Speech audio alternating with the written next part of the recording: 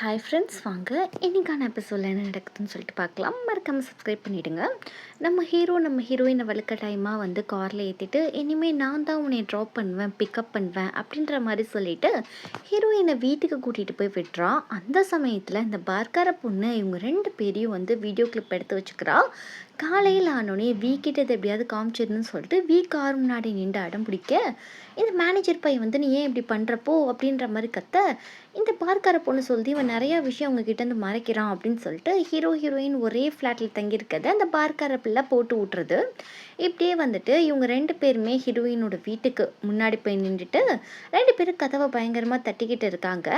அப்போ வந்துட்டு ஹீரோயினோட ஃப்ரெண்ட் சொல்கிறா, நீ சாப்பிடு, நான் போய் பார்க்குறேன் அப்படின்னு சொல்லிட்டு அவள் போகிறா. கதவை திறந்து பார்த்தா நிற்கிறா. இங்கே ஹீரோயினோட ஃப்ரெண்டுக்கே பயங்கர ஷாக்கு.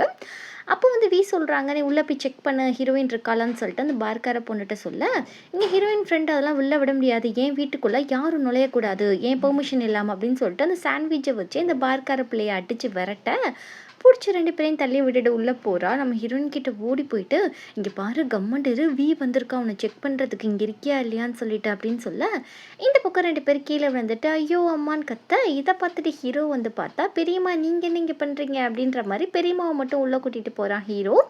இங்கே இப்படி விழுந்து கிடைக்கிங்க, இங்கே எதுக்கு வந்தீங்க அப்படின்னு சொல்லி கேட்டால், எனக்கு தெரியும் இங்கே ஸ்டே பண்ணியிருக்கதாக நான் கேள்விப்பட்டேன், ஸோ அதனால தான் வந்து நான் இங்கே செக் பண்ணுறதுக்காக வந்தேன் அப்படின்ற மாதிரி சொல்ல, இங்கே ஹீரோக்கே ஷாக்காக இருக்குது.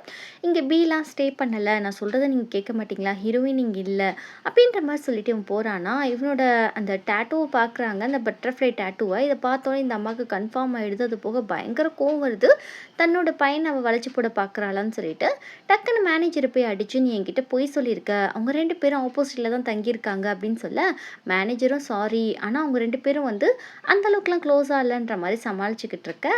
இங்கே வந்து எப்படி ஹீரோயினை தூக்கலாம்னு சொல்லி பிளான் போட்டுட்ருக்கா. இந்த பக்கம் ஹீரோவும் ஃப்ரெண்டும் பேசிகிட்டு இருக்காங்க. உங்கள் பெரியம்மாவுக்கு தெரிஞ்சிருச்சு, ஸோ அதனால் யாராவது ஒரு ஆள் வீட்டை காலி பண்ணுறது நல்லது, இல்லைனா உன்னுடைய ஆளுக்கு தான் ரொம்ப சங்கட்டம் அப்படின்ற மாதிரி சொல்ல, ஹீரோ என்ன நினைக்கிறான்னா வீட்டை காலி பண்ணிடலான்னு சொல்லிட்டு ஹீரோயின்கிட்ட போய் லாஸ்ட்டாக பேச போகிறான். அந்த மாதிரி நான் வீட்டை காலி பண்ணிட்டு போகிறேன்னு சொல்ல, நீ வீட்டை காலி பண்ணிட்டு போ, இங்கே இரு, எங்கேயும் போ, எனக்கு எதுக்கு, ஏன் கிட்ட வந்து நீ சொல்கிற அப்படின்னு சொல்லிட்டு ஹீரோயின் அவனை அடிச்சு பத்த. அதுக்கப்புறம் உட்காந்து ரொம்ப ஃபீல் பண்ணி அழுதுட்ருக்கா.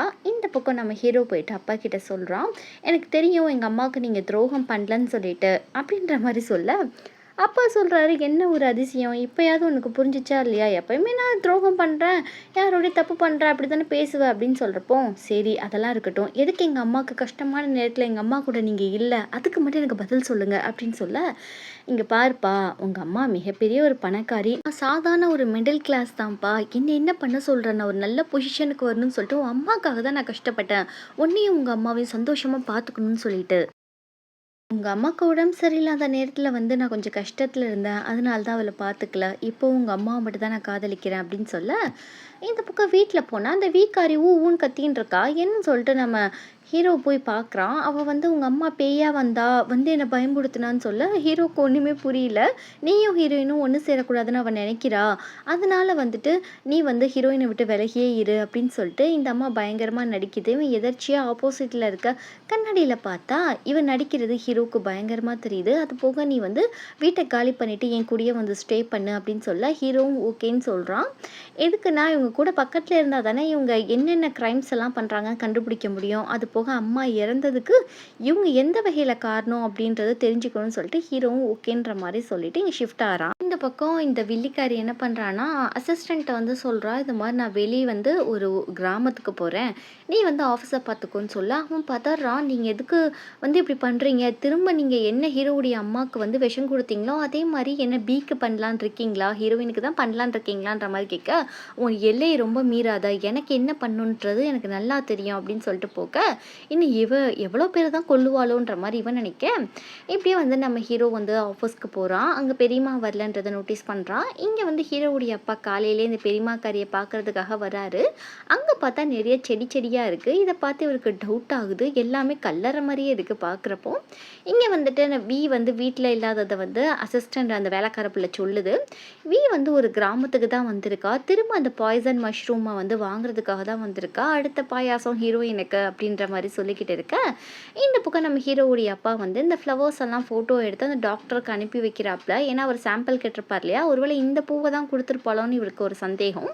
ஸோ அதை வந்து டாக்டருக்கு வந்து அனுப்பி வைக்க, இங்கே வந்துட்டு நம்ம ஹீரோயின் ஒரு பக்கம் வந்து இருக்கிறச்ச இருக்கான் இல்லையா, அவன் ஹீரோயினுக்கு வந்து கால் பண்ணிவிட்டு, உங்கள் அக்காவுடைய பாய் ஃப்ரெண்ட் யாருன்னு சொல்லிட்டு நீ தெரிஞ்சுக்க விரும்பலையா, நீ வேணா வா, நான் வேணா சொல்கிறேன், நான் ஒரு பிஸ்னஸ் மேன், நான் உனக்கு இந்த விஷயத்தில் ஹெல்ப் பண்ணால் நீ எனக்கு என்ன பண்ணுவ அப்படின்ற மாதிரி கேட்க, நீ ஒன்றுமே உனக்கு நான் பண்ண மாட்டேன்டான்ற மாதிரி ஃபோனை இவ கட் பண்ணி விட்டுறா.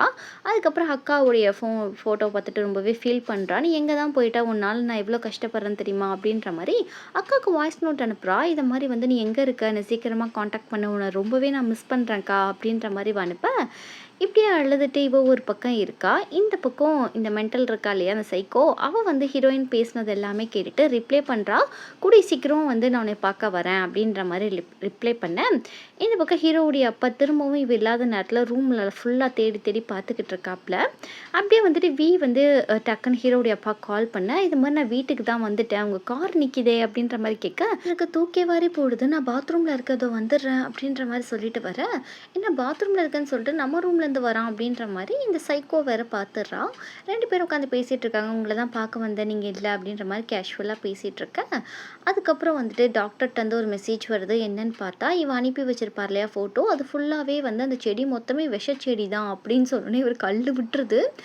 இது போக வந்துட்டு அவள் போயிடுறாளா.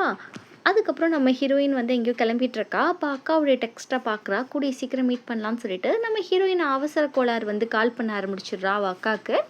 அங்கே வந்துட்டு ஹீரோவுடைய அப்பா இருக்கும். ஃபோன் வருது, எங்கேருந்து அடிக்குதுன்னு சொல்லிட்டு பார்த்தா, அவங்க பர்ஸில் வந்து ஷெரீனோட ஃபோன் இருக்குது. அந்த ஃபோனை ஹீரோவுடைய அப்பா எடுத்துகிட்டு தனியாக போயிட்டு, இங்கே பாரு பி, நான் தான் பேசுகிறேன், உங்கள் அக்காவுடைய ஃபோன் வந்து ஒருத்தவங்கள்ட்ட இருக்குது, நீ அவசரப்படாத, நைட் வந்து உனக்கு என்ன நடந்துச்சுன்றதை எல்லா முழு விவரத்தையும் சொல்கிறேன், அது வரைக்கும் இந்த ஃபோனுக்கு தயவு செய்து கால் மட்டும் பண்ணாதுன்ற மாதிரி சொல்ல, இவ்வளோ ஓகேன்னு சொல்லிட்டு அதுக்கப்புறம் ஃபோனை இருந்த மாதிரியே இவர் பத்திரமா வச்சுட்டு இவர் கேஷுவலாக உட்காந்துருக்க, இவருக்கு ஒரு டீயை போட்டு கொண்டுட்டு வந்து கொடுக்க, இவருக்கு டக்குன்னு அந்த பாய்சன் செடி தான் ஞாபகம் வருது. ஒருவேளை நம்மளுக்கு ஒரு பாயசத்தை போட்டுடுறாளோ அப்படின்ற மாதிரி இவளுக்கு பக்குன்னு ஆகுது அந்த டீயை பார்த்துட்டு.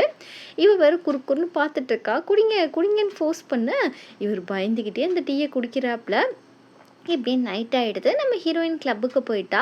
இன்னமும் வந்து ஹீரோவுடைய அப்பாவை காணும்னு சொல்லிட்டு இவளுக்கு ஒரே பயம். டக்குன்னு வந்துட்டு அவருக்கு கால் பண்ணுறாங்க. கால் பண்ணோடனே இந்த சைக்கோ இருக்கா இல்லையா, அந்த சைக்கோ தான் வச்சுருக்கா போல இருக்கு ஃபோனை. நீ இன்னமும் அவனை விட மாட்டியா அப்படின்ற மாதிரி சொல்லிட்டு பக்கத்தில் மயக்கத்தில் இருக்கார் ஹீரோவுடைய அப்பா. ஒரு ஃப்ளாஷ்பேக்கு, இவன் வந்துட்டு ஹீரோவுடைய அப்பாவுக்கு நைட்டு டின்னர் பண்ண சொல்லியிருப்பா வேலைக்காரவங்கள்ட்ட. அப்போ ஹீரோவுடைய அப்பா வந்து ஷெரீனோட ஃபோனை வந்து பர்ஸில் வைக்கிறத இவ பார்த்துருப்பா. அதுக்கப்புறம் தான் இவளுக்கு மென்டல் வந்திருக்கும். இவனுக்கு தெரிஞ்சிடுச்சா அப்படின்ற மாதிரி இவனுக்கு ஒரு பாயாசத்தை போட்டிருக்கா. இப்படியே வந்துட்டு அவர் மயக்கத்தை தெளிகிறாரு. நம்ம எங்கே இருக்கோம் அப்படின்னு சொன்னால், நம்ம பிக்னிக் வந்திருக்கோம் அப்படின்ற மாதிரி சொல்ல, இவருக்கு அப்போ தான் நினைவு வருது இவ கூடியாக இருக்கும்னு சொல்லிட்டு. அதுக்கப்புறம் இப்படி ஒரு பக்கம் பக்குன்னு இருக்குது அவருக்கு, எல்லாமே ஞாபகம் வந்துட்டு இவர் ஓடுறாப்புல, இவருக்கு தலை சுற்றி கீழே விழுகிறாரு. அப்போ வந்து இந்த சைக்கோ சொல்கிறான், நீ வந்து என்ன தப்பிச்சு போகலான்னு சொல்லிட்டு பார்க்குறியா, நீ எதுக்கு ஷெரீனோட ஃபோனை வந்து நான் வச்சுருக்கேன்னு சொல்லிட்டு உனக்கு எத்தனை நாளாக தெரியுன்ற மாதிரி கேட்க, எனக்கு கொஞ்ச நாள் தான் தெரியும் அப்படின்ற மாதிரி இவர் சொல்கிறாரு. ஏன்னா ஒரு ஹாலுசினேஷனில் இருக்காப்புல. அதுக்கப்புறம் இந்த ஹீரோயினும் ஷெரீனும், நீ விடமாட்டியா, அவள் செத்தா கூட நீ விடமாட்ட போல இருக்கே அப்படின்ற மாதிரி சொல்ல, அப்போ வந்துட்டு நீ தப்பாக நினச்சிட்டு இருக்க, அவங்க எனக்கு வந்து பொண்ணுங்க மாதிரி தான் அப்படின்ற மாதிரி சொல்ல, நீ எனக்கு தங்கச்சி மாதிரின்ற மாதிரி இந்த சைக்கோவை சொல்ல, நான் உனக்கு தங்கச்சியா, ஆனால் நான் வந்து உன்னை என்னுடைய ஹஸ்பண்ட் மாதிரி நினச்சிட்டு இருக்கேன், நீ என்ன பொசுக்குன்னு தங்கச்சின்னு சொல்லிட்ட அப்படின்ற மாதிரி சொல்லிட்டு இந்த சைக்கோ போயிட்டு அந்த அந்த பாய்சன் டீயை எடுத்துகிட்டு வந்து பாவம் இவருக்கு வந்து வாயில் ரொம்ப கம்பல் பண்ணி ஊட்டி விட்றா. சாகு, இதை குடிச்சிட்டு செத்துப்போ, என்னை தங்கச்சின்னு சொன்ன இல்லையா, நீ எனக்கு வேண்டாம், அவளுங்க தானே உனக்கு முக்கியம், அவளுங்கள்ட்ட போய் சேரு, ஷெரின்னு இருக்கிற இடத்துக்கே போன்னு சொல்லிட்டு அந்த டீயை கொடுத்துற. அவர் பாவம் மயக்கம் போட்டு அன்கான்ஷியஸாக ஆயிட்டாரு. இப்படி இருக்கிறப்போ நம்ம ஹீரோயினுக்கு வந்து ஒரு மெசேஜ் வருது. ஹீரோவுடைய அப்பா ஃபோன்லேருந்து சீக்கிரம் வந்து ஒரு ஒரு நதிக்கரை ஓரமாக வான்ற மாதிரி சொல்ல, நம்ம ஹீரோயின் கிளம்பி போகிறாங்க. இந்த பக்கம் இவ அழுதுகிட்டே அவரை கொண்டு போய் ஒரு காரில் உட்கார வைக்கிறா. இந்த பக்கம் நம்ம ஹீரோயினும் இந்த ஸ்பாட்டுக்கு வாரா. இந்த பக்கம் நம்ம ஹீரோவுக்கு இன்ஃபர்மேஷன் வருது, ஹீரோயினை காணோம், கிளப்பில் வந்து தேடிட்டு இருக்காங்க அவங்க ஃப்ரெண்ட்ஸு அப்படின்ற மாதிரி ஒரு இன்ஃபர்மேஷன் வருது. இவன் வந்து ஆஃபீஸில் இருக்கிறப்போ அந்த அசிஸ்டன்ட் பேசிட்டு இருந்திருப்பான், பெரியம்மா எங்கேயோ இருக்காங்க அப்படின்னு சொல்லிட்டு. அப்படியே வந்துட்டு நம்ம ஹீரோ கிளம்பி வீட்டுக்கு போகிறப்போ பெரியம்மாவோட காரை தான் எடுத்துகிட்டு வந்துருப்பான் போல். அதில் இருக்க டேஷ் கேமரா எல்லாத்தையுமே செக் பண்ணிகிட்டு இருக்கான். இந்த பக்கம் ஹீரோயின் வந்துட்டு ஹீரோவுடைய அப்பா கிட்ட, நீங்கள் என்ன பண்ணுறீங்க, வாங்க, உங்களுக்கு என்ன ஆச்சு அப்படின்ற மாதிரி கேட்க, அங்கிள்னு இவ சொல்ல, அவர் வந்து கொஞ்சம் போதையில் இருக்கனால ஹீரோயின்னு தெரியாமல் ஹீரோயின் கிட்ட க்ளோஸாக போகிறப்போ இவ கத்துறா. ஹீரோயினுக்கு தெரிஞ்சிருச்சு. அவருக்கு யாரோ ஏதோ போதை பொருள் மாரி குடுத்துருக்காங்கன்னு சொல்லிட்டு, இவ டக்குன்னு எதுக்கும் எமர்ஜென்சிக்கு ஃப்ரெண்ட்ஸுக்கு கால் பண்ண, பின்னாடி இருந்து வந்து இந்த சைக்கோ வந்து நம்ம ஹீரோயின அடிச்சு போட்டுட்டு, "என்னடி பண்ற? பெரிய இவளா நீ?" அப்படின்னு சொல்லிட்டு மயக்க மருந்த மூக்குல அடிச்சு விட்டுர்றான். இந்த பக்கம் நம்ம ஹீரோயின் கண்ண தொறந்து லைட்டா பார்க்குறாங்க. யாருன்னு சொல்லிட்டு தெரியல. இப்படி பெரியம்மா கார செக் பண்றப்போ, பெரியம்மா கார்லேருந்து ஏதோ எடுக்குறான் நம்ம ஹீரோ. அப்போ அசிஸ்டன்ட் பையன் வர, நம்ம ஹீரோ வந்து கார்லேருந்து வர மாரி தெரியாம, கேஷுவலா வந்து உள்ளேருந்து வந்துட்டுருக்கான். "நான் வந்து ரொம்ப நேரம் ஆச்சு. எங்க பெரியம்மா எங்க? கார் வீட்ல தான் இருக்கு. அவங்க வீட்ல இருக்காங்களா என்ன?" அப்படின்ற மாரி கேட்டுட்ருக்கான். சாரி, பெரியம்மா கார் நின்னுட்டு இருந்திருக்கும். அதில தான் போய் நம்ம ஹீரோ செக் பண்ணிட்டு இருந்திருப்பான். இந்த பக்கம் பார்ல வந்து ஃப்ரெண்ட்ஸ் எல்லாம் ஹீரோயின காணோம். அவ எங்க போயிட்டான்ற மாரி சண்டை போட்டு அலப்பற பண்ண, இந்த பக்கம் ஹீரோயினுக்கு லைட்டா கொஞ்சம் போதை தெளிஞ்சு எந்திரிச்சிடுறா. இந்த சைக்கோ என்ன பண்றான்னா, அந்த பாய்சன் டீ இருக்கு இல்லையா? அத கொண்டு வந்து நம்ம ஹீரோயினோட வாயில வலுக்கட்டாயமா ஊத்தி விட, இந்த பக்கம் அக்காவுடைய ஃபோன் வந்து கீழ விழுகுறத நம்ம ஹீரோயின் பார்த்துட்டு, "ஷெரீனோட ஃபோன் இங்க இருக்கு. அப்பனா ஷெரீன் யாருன்றது உனக்கு தெரிஞ்சிருக்கு. எங்க அக்கா எங்க இருக்கா? ப்ளீஸ் அத மட்டும் சொல்லிடு" அப்படின்ற மாரி இவளுக்கு, "அப்படியா? என்ன பார்த்தா யாருன்னு தெரியலையா? நான் தான் ஷெரீன்" அப்படின்ற மாரி இவ சொல்ல, நம்ம ஹீரோயின் ஹாலுசினேஷனுக்குள்ள போயிட்டு, "அக்கா நீயா?" அப்படின்ற மாரி ஹக் பண்ணி அழுகுறா. "சரி வா வா நம்ம 2 பேரும் வீட்டுக்கு போலான்னு" சொல்லிட்டு, அந்த ஹீரோவுடைய அப்பா கார் இருக்கும் இல்லையா? அந்த கார்ல போய் உட்கார வைக்கிறா.